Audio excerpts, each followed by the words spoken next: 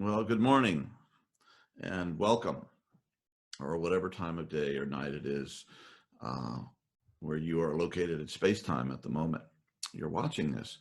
Uh, Welcome again. My name is John Dupuy. I'm the CEO of WeAwake Technologies, and this is our weekly WeAwake meditation, which we get together from all points on the planet and put our hearts and minds together and listen to a streaming to one of the meditation entrainment tracks which is our mission and our goal and what we do here at WeAwake. And I don't know how many times we've done this now, 10 times. I kind of lose track of numbers, but it's been a very powerful experience.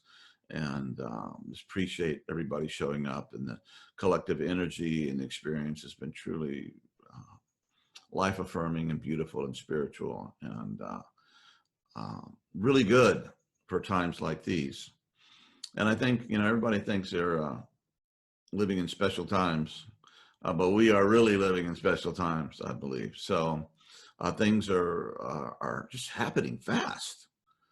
Things are just, man,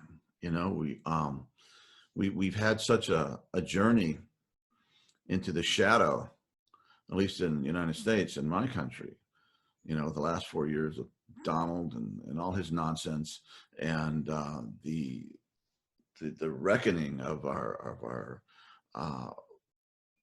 racial issues that we've been working on ever since we were a country and before.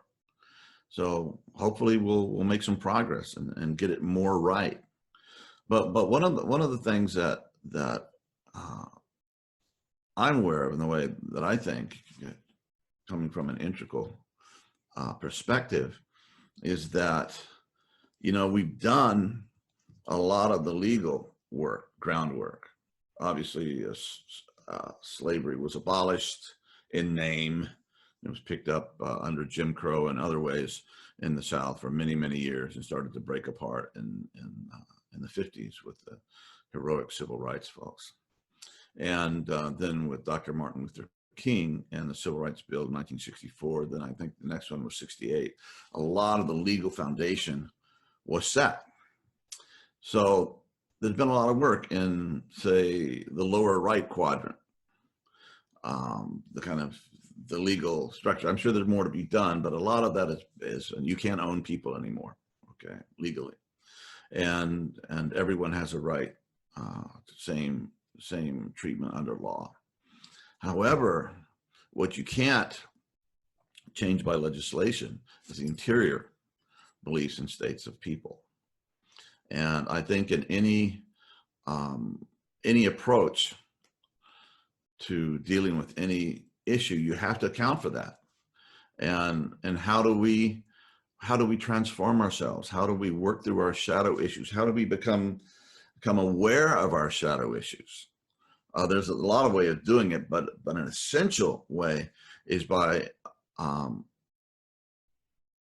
engaging with heroic dedication in a daily interior practice, and being open to change, and being open to be taught, and be open to get rid of your old ideas, let go of your narcissism, me, right? Like George Harrison saying, I, me, mine. And where it becomes about we, and the we becomes the I. There's only one of us here. So that is important. And we're going to be listening to a track today. Let's see what it is. It's from the collection Gamma 40, and it's 39 minutes and 58 seconds. So let's just say 40 minutes. And it's called Cognitive Bliss.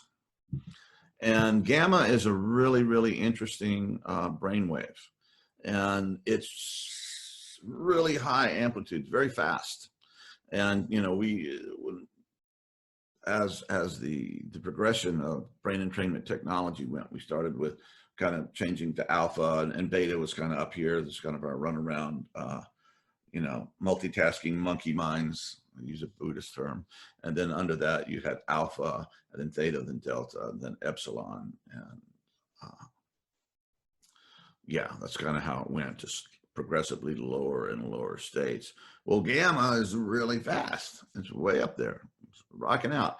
And they started first noticing it in brain scanning work when they would hook up Tibetan monks, experienced Tibetan monks who were doing some sort of compassion meditation, and the brain would exhibit lots of gamma. It is also good for processing lots of information and for mental capacity and mental function. And so we're talking about something that helps you think better and helps your mind function better, and at the same time seems to have a relationship with compassion. And if you want to get rid of racism, all you have to do is fill everybody with compassion, right? And compassion comes from the Latin to suffer with. When you can actually see things through the eyes of another and not just get stuck in your place, then you can then think, oh, yes.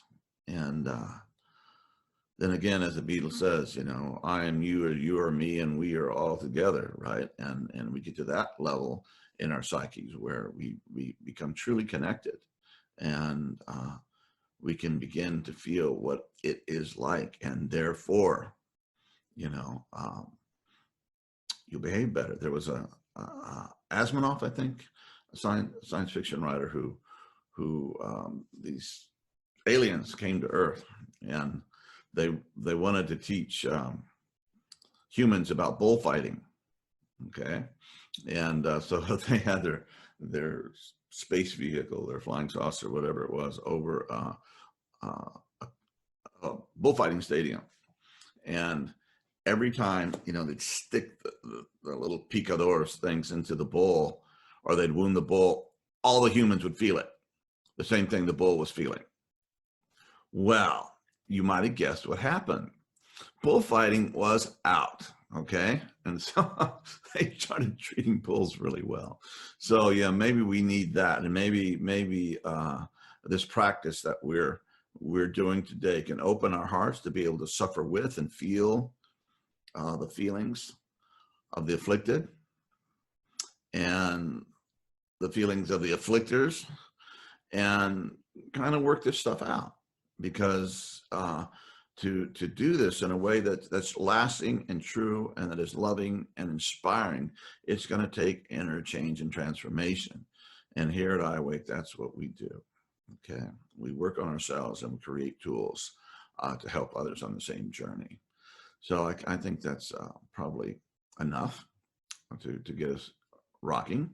And we are going to listen to Cognitive Bliss. It's 40 minutes of gamma, very high, very interesting brainwave state. And think compassion, and think fresh perspectives and fresh ideas to get us through revolutionary, evolutionary, challenging, but potentially wonderful times too. Good can come of this all. So let us stand for that and do what we have to do what we can do to make the changes that need to happen a possibility. And it starts with us. Oh. So remember your headphones, earbuds, okay? And oh, here's a good one for me. Turn off your, turn off your phone, put on airplane mode or do not disturb, because this is serious, folks. We need to get this right. So take it away, Vanessa.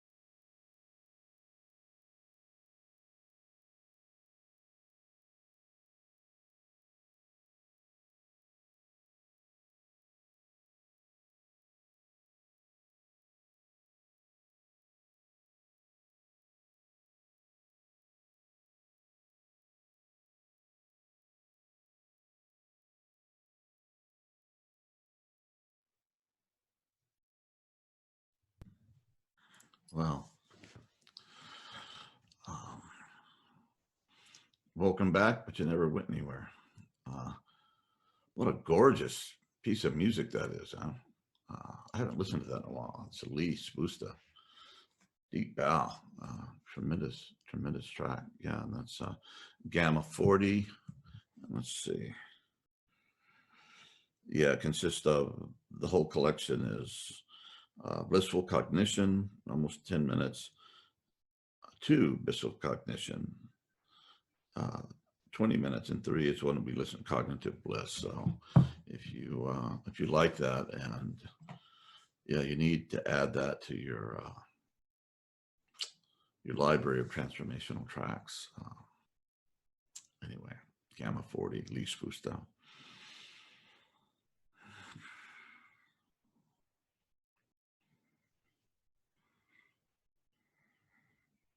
Yeah, so, getting back to doing the interior work and how essential that is.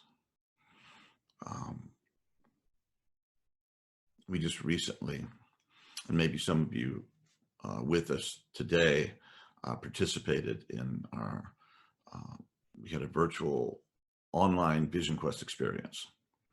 And it was a 5-day experience, and we meet every day, and we use the Vision Quest track from our WeAwake collection, and we ask the right questions. And it was just an extraordinary experience.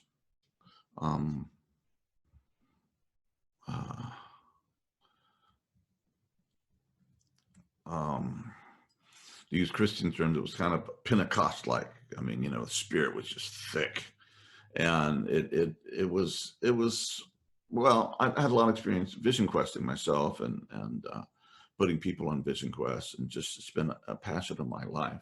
But the work that I did was generally in the wilderness. I was a wilderness guide for many years, and that's how I learned it. And then, of course, going through this pandemic and social separating and isolation that so many of us have been in, and just feeling lost and upset and lonely and all of this stuff. Why is this going on? What is my place in all of this? And those are the right questions to ask. What am I supposed to do here? And for many of my years of my professional life, I worked with alcoholics and addicts, and that became, wrote a book about it, worked with for many years, both in and out of the wilderness. For a period of around 8 years, our home became a treatment center. And I know I learned as much from my students as they learned from me, but we worked together.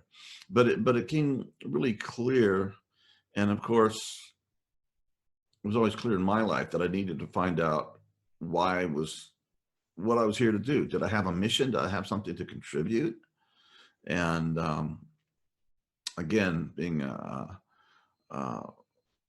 counterphobic 6 on the Enneagram, those sort of things are very important to me. And I'm sure they're important to all of us, but it certainly stood out for me that if I was going to go through this whole experience of life, I was really going to need to find some direction and something that meant to me. And I was a child of the 60s. I was born in 1956. So when I was coming of age, I was in the mid to late 60s as a young man.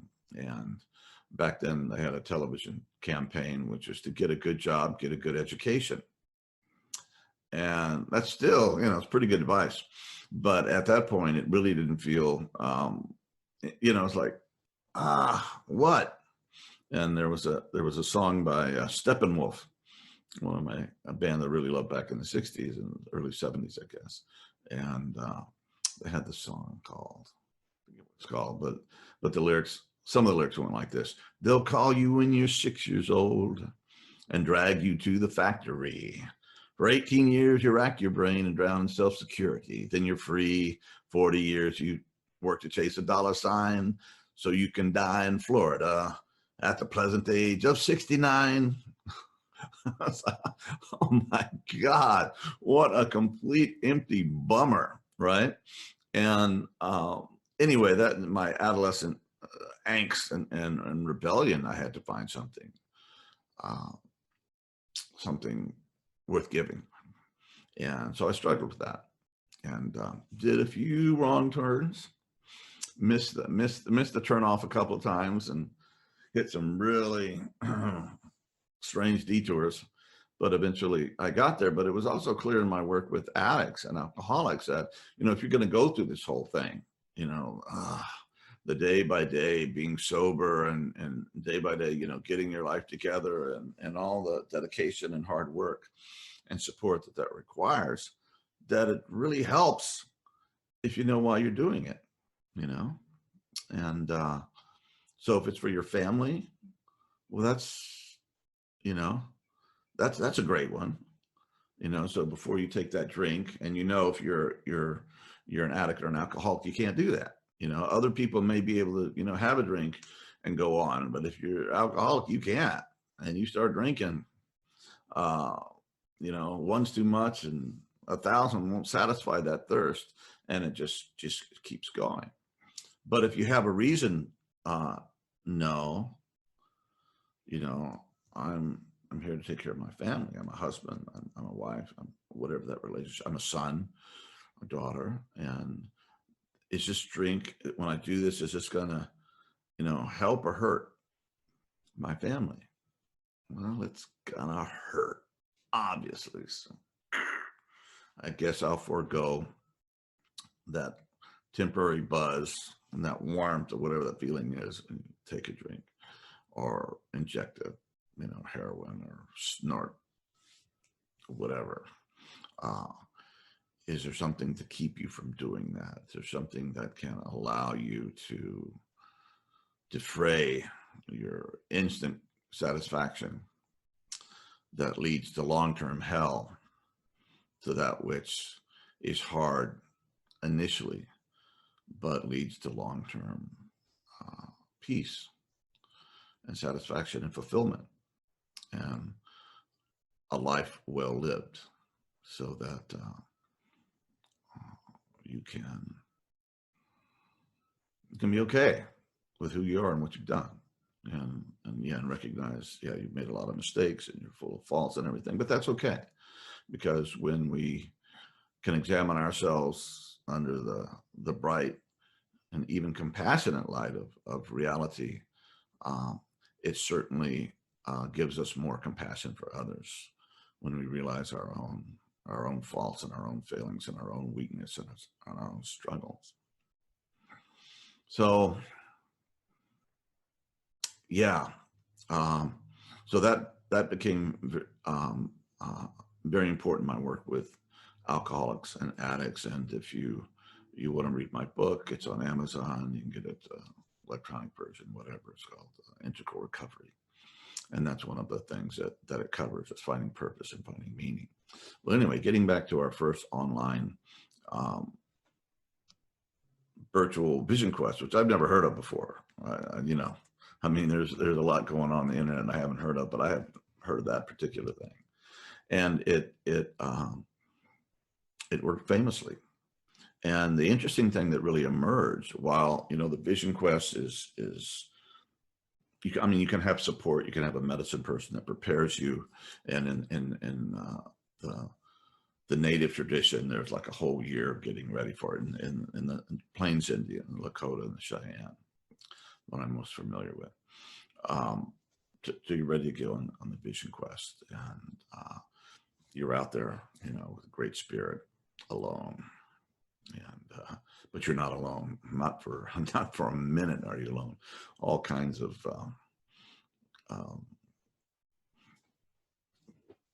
characters show up in the forms of real animals or imagined animals or visions or inner stuff. That world is very real.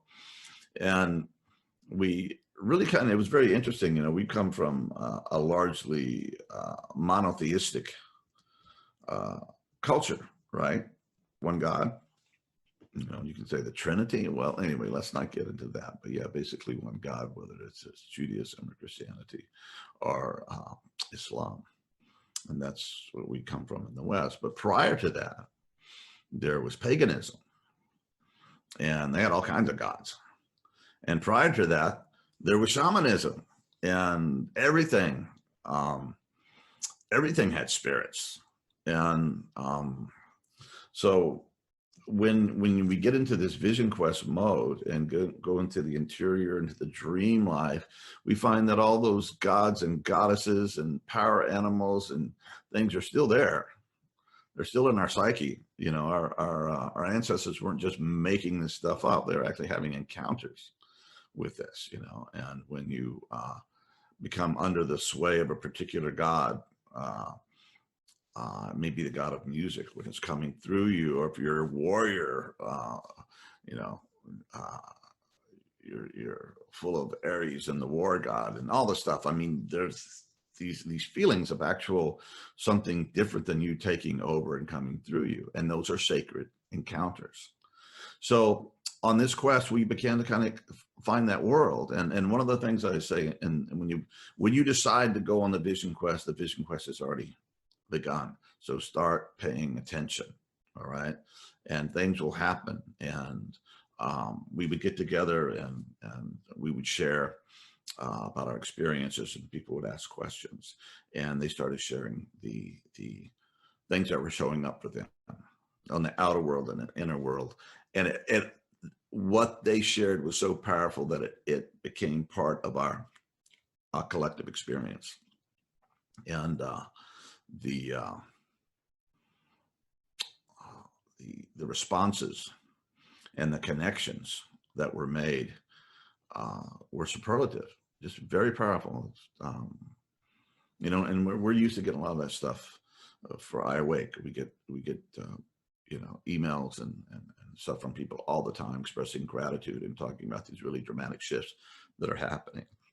But this really was like that, and it was just extraordinary. And of course, I did it because I thought I should. You know, it was how can I contribute? Vision Quest, yeah, okay, I know a thing or two about Vision Quest, and let's try this thing. But you don't know what's going to happen. You know, when you step out on a limb and you put yourself in the hands of spirit or the gods or goddesses, it can get very interesting. And it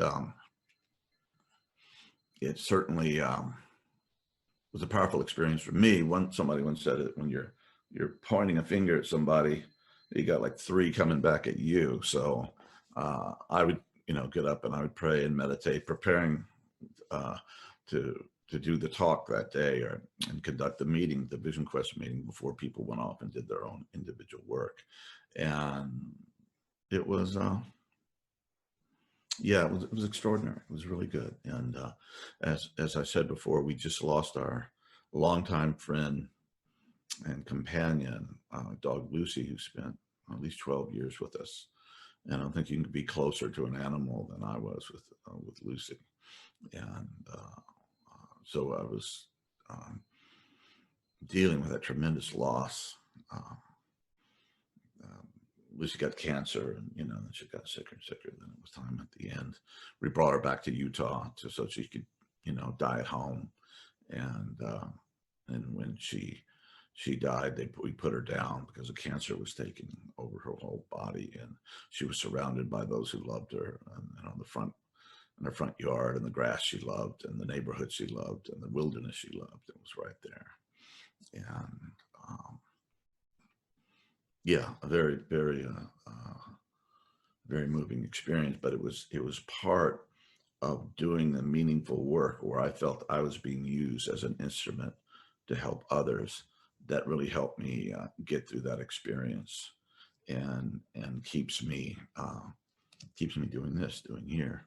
So that's one of the ways that you can use this technology. And in the shamanistic world, and even the pagan world, there were often rites of passages, and there were endurances, and there were things to achieve to push you beyond yourself, to get you into these altered states where you could actually see the visions, you could hear spirit, you could get the insights of the intuition. Divinity would speak. And we've learned from many years of working this technology that we can achieve the same sort of things, just as dramatic, by entraining our brains to these very deep brainwave states, which is why I think we did all the shamanistic stuff before, why we would dance and sweat lodges and the vision quest and speaking our truth into the fire. All of these things would get us into those altered, beyond ordinary states where we could start learning and finding out what we're about and strengthening our connection with our deepest self, with our wisdom voice, with our spirit guides, with the creator. And yeah, that is something when you're doing these meditations and you begin to get into that altered state. And normally, I think it takes less time when we're meditating together because there's a real power there, but normally it takes me about an hour or so to where my mind slows down and I get through, I mean, I go through a lot of good stuff, a lot of good thinking, a lot of good ideas, all that stuff. But when I get to that still place that I can actually tap into my inner guidance and wisdom or the divine, however you want to say that. And that's the time to ask the questions, you know, what am I here to do? You know, and if you know, you're pretty sure you've done that work, you've been so initiated. The thing is, am I doing it right? Is there anything I'm missing?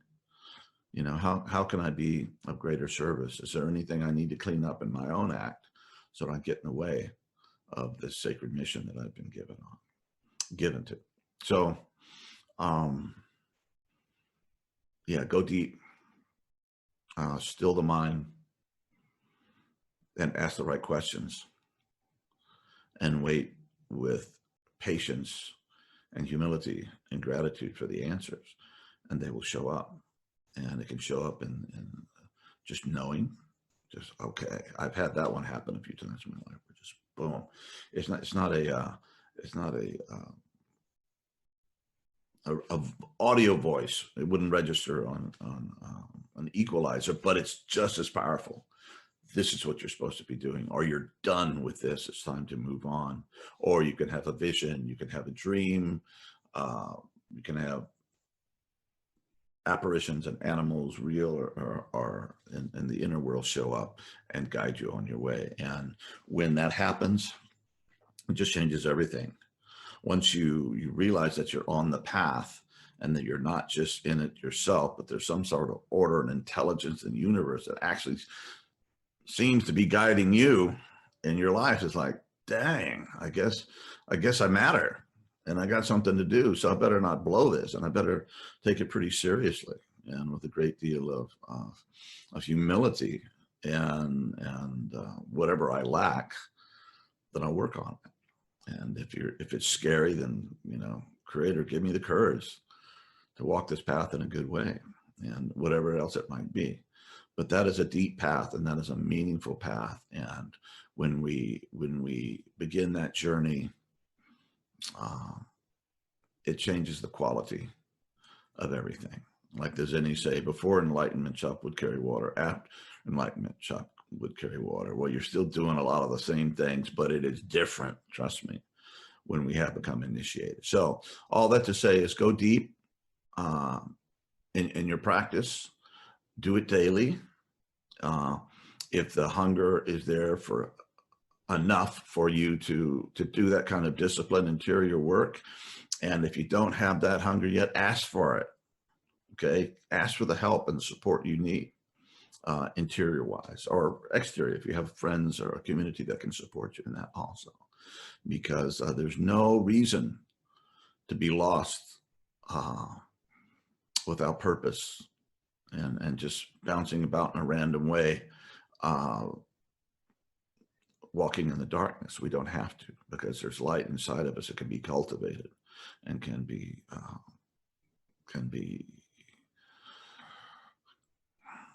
become a part of our experience if we do the work. And now we have great tools. And if you're lucky, you'll get good friends and good teachers and good comrades on the way that can support you. And that's, anyway, that's what we're here to do at WeAwake. So I probably said more than enough, but thank you again for joining us. And remember, the work that you do to find out what you're supposed to be doing is for all of us. It's not just for you. We're all connected, and you have, however it may seem insignificant, that's not your job. Your job is just to do what you are guided to do and leave the results to the Creator. Okay. So anyway, we love you. Thank you for being here again. And Creator and God and Goddess willing, will be here next time, same place. We love you. Thank you.